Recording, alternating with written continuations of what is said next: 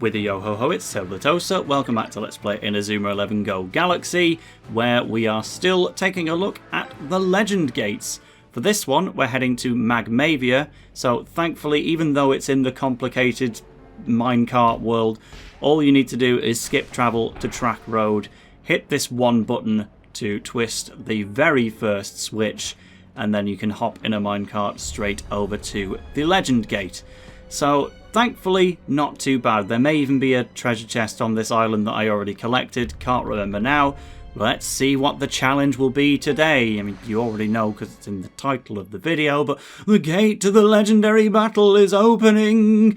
The start of an adventure beyond time, the Sherwinds versus Protocol Omega has returned. Yet we're not playing Ryman this time, we're playing the Sherwinds. Namely, Arian and Fei and his duplies.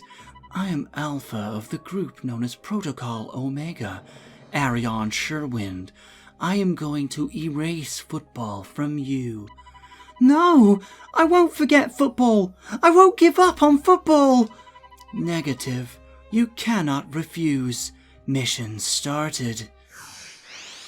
Yep, so we're taking a break from final bosses actually to do the very first match from Chrono Stones, and again this kind of makes sense to have as a Legend Gate. It's more content, it lets you play as the Sherwind, which is technically a different team to Ryman because of the duplies.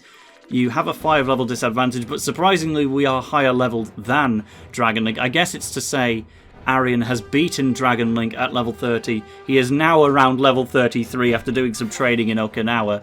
And Protocol Omega, instead of being like level 2, they're actually more appropriate as a threat. So, yeah, basically, the match between the Sherwinds and Protocol Omega is your tutorial match in Chrono Stones, and so it has to be really easy and tell you how to play all the time. Whereas in actuality, you're taking on super villains and you've been stripped of your team, so it should be really hard. So this is your chance to actually see it as a fairly difficult match. We will have access to spirits and armorifying on Arian, but not on Fei. It even has the purple to say he can summon a spirit, he just doesn't have Sir Rabi because he's not willing to use it yet, so he can only do Bouncing Bunny. But Arian has a full moveset because he's carried over Easy Breezy and Hyper Swiper, well, Easy Breezy and Zephyr Shot running in the 90s, but he's also learned Heartbeat and Hyper Swiper as part of this match.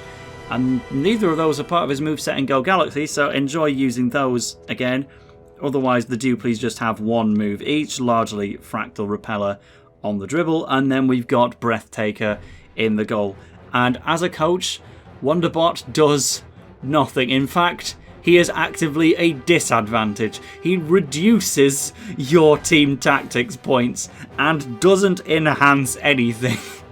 I find that quite funny, especially because Wonderbot as a playable character in Galaxy is considered to be a candidate for the best, because even though his stats are awful, he has 400 freedom, meaning you can do even more stat training on Wonderbot than usual. But as a coach, he's the worst in the game. So, Mike, it'd be great if you could score on us. My favourite finally makes a return, along with Alpha, who I allegedly like even more, but I think Mike has kind of stolen it from me. He's only got Spin Meister, so funnily enough, both Juliet and Mike actually have better moves than Alpha, and at least in Kickstat, Juliet is better as well. So she is a more threatening striker than Alpha entirely. Otherwise, these guys in the middle are just there to dribble, so they're not too much of a problem for you at all. The blockers, Tesla Core can at least be spammed a little bit, so that will provide some challenge. The goalkeeper can use his move as often as he wants, but it's incredibly weak. Let's get to business. Argos will power up Bermuda Triangulate. So from a tactics point of view, they do have the advantage, but I will at some point at least see what our special tactics are, if indeed we have any. Go on, Mike! You can do this! Beat out an illusion ball! Unfortunately not, he's only got a shot, so we can still get past him pretty easily, but it's nice to see him in an animation. Go on, Creepy!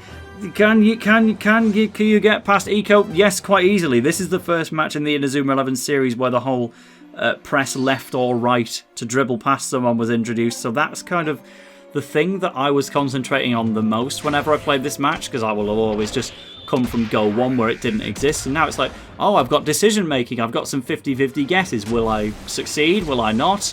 And now we get to use that alongside everything else. Just barely not going out of play. That's actually well in Protocol Omega's play. They nearly let it go out anyway. Does it call for a special attack? The only one we can bring out is Arian, so I guess we will do. Just purely for the sake of being on level peggings. They don't have any other spirits to bring out, but let's see if any armorification takes place after we at least... Yep, we don't have Box Lock because it's not a canon part of the team. We keep all of Virtuoso, Thunderbolt, everything like that. We also gain Sky's the Limit, which we didn't have previously, but right now, we're done. Protocol Omega is straight winning this match. It's a good job we have our Spirit out on Arian, which may or may not be able to armorify, so we'll soon claw it back. But yeah, let's up the stakes a bit. You know, we had Dragon Link, where it's a tough final boss, but we had the team relatively... The team were relatively fully equipped for the battle, whereas now we're using a team that sucks against a team that kind of also sucks. But but less so, I suppose. So, yes, we know. All right, we can't armorify. He learns how to do that during this match, but he has not learned how to do it yet. So, as a result, we don't have access to that power. Nor can we do it with Fei. Nor can we use Spirit Linking to bring out Arian's Spirit for a second time. And we're so much slower than these guys that Arian is forced to engage with all of them. He can only just... Okay, can beat Tesla Core by a fairly sizable margin, but that is honestly kind of it for his Spirit. He can't afford Pegasus Punch, so we need to score with this. And then, once it's gone, it's gone. Same goes for Alpha. He can't really afford to do much more.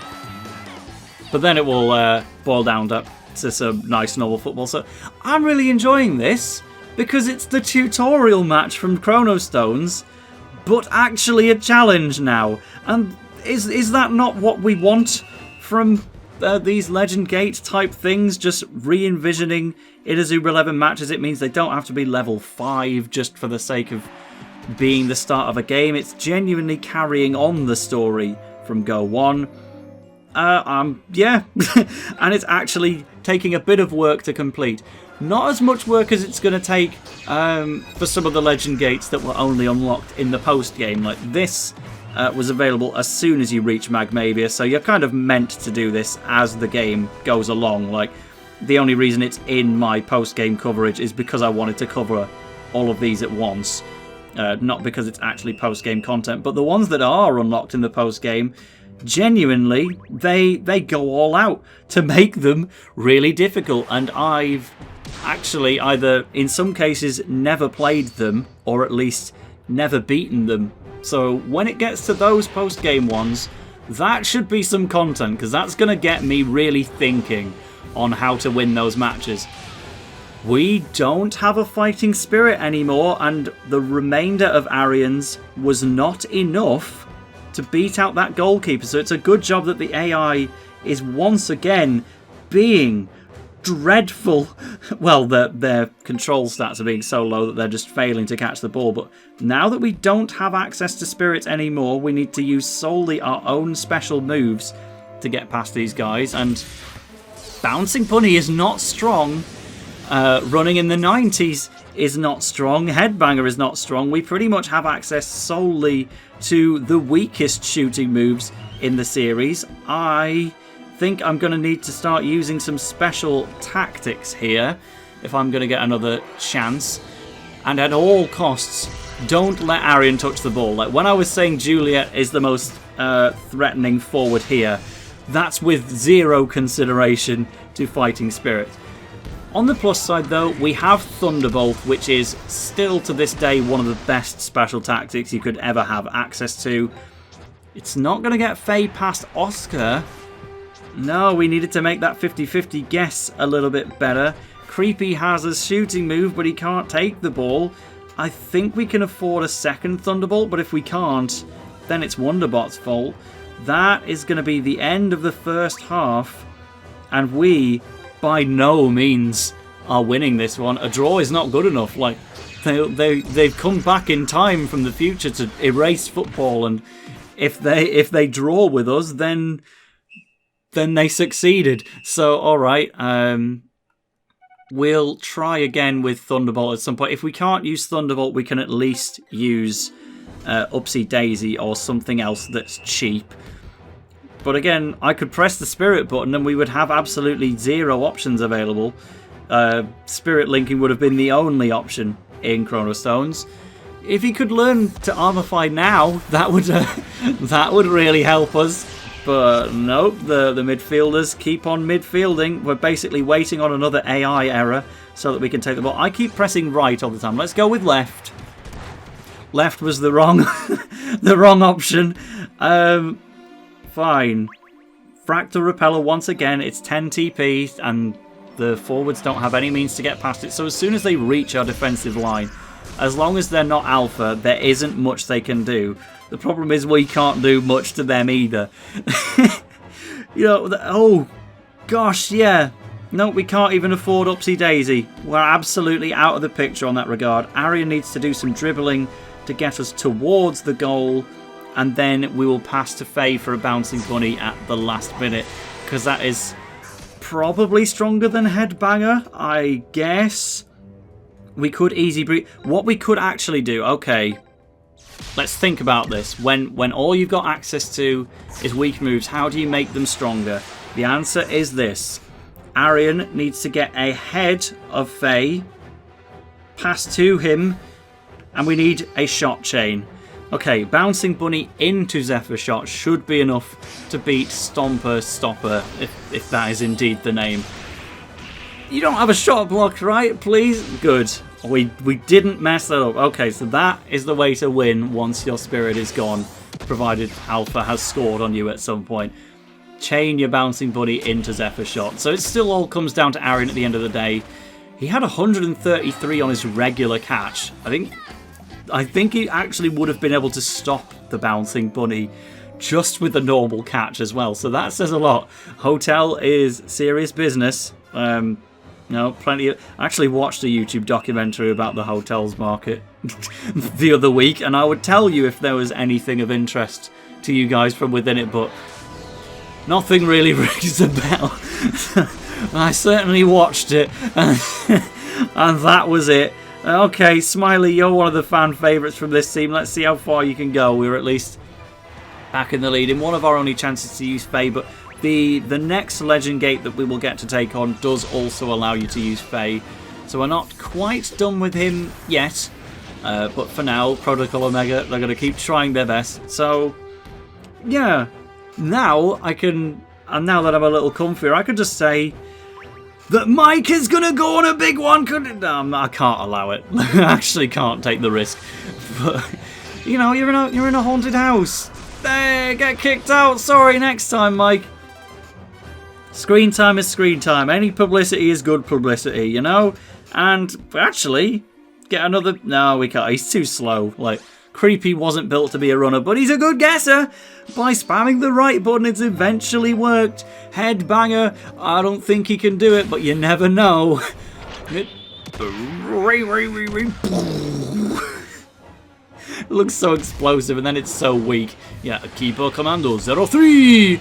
Those titles are still in the game for reference, and I believe when you use moves like Spin Out when you're actually playing as Alpha in this game, it is still written as a Keeper command. I think. I should know that because, well, actually, no, I shouldn't, because, again, I've only been playing the post-game in Supernova, really, where Alpha, Beta, and Gamma are all Big Bang recruits when you have options to expand the Earth 11. So I haven't really had the chance to use anyone from Protocol Omega in the post-game of this one, but I assume the something Commando 0 whatever is still there for you to do. So Arian and his 4 moves, he can still afford to do a lot. He is absolutely the MVP, but I do think it's quite funny that Fei absolutely isn't. He is just a striker and without a good move to do so. We only had him to set up Arian to combo further. We get this 155. That's better than I thought. It's Zephyr Shot +1, so it's a little stronger than it would otherwise be. Still not enough to score, but it's better than your bouncing bunny at least. So the bouncing bunny! Let's keep it in his American voice. Fei's voice in the Inazuma 11 series is actually low-key one of my favourites, but it's one that I can't really do very well. Like, I just kind of default to the typical, Eric Eagle and any other American accent in the Inazuma 11 series, but Fei is a lot more softly spoken. Like, I think you can kind of visualize the voice actor of Fei just like being completely different to all of the typical, yeah, I'm Eric Eagle, howdy, let's score a goal. We actually managed to get another one this time because he didn't use Stomper Stopper. Well, fair enough. In that case, I think we don't have any more time to let Mike go for a shot. That's a shame. But the Fei voice, yeah, it's very soft, and I don't think it's quite within my range, so I just try to give him the softest American accent I've got. But I love hearing Fei speak in the game, and sadly he just doesn't really do that enough. After the first chapter, he's mainly just speaking in, like, the dinosaur era and his villain twist. Did I mention the bit where he becomes a villain? Well, that does happen. But that was no good. We did it! What a short win for us! Thank you, Smiley. We did it. We beat Protocol Omega 3-1 in the end, despite the level disadvantage and the whole spirit of Alpha. And we did it for our reward of 1 blue, this time, friendship coin. Thanks. Defeat. What an unbelievable result. It's like the conversation after a match should be your reward for beating these things, but they're so brief. Like, give us a little bit more to reward us for our efforts, but no. Anyway, that's it. I don't think there's any more treasure to pick up from this area. I explored it pretty thoroughly last time, so there we go. This is what I say to Protocol Omega. Yeah! We'll see you in another Legend Gate for another team from Inazuma 11 Go Chrono Stones. Who could it be?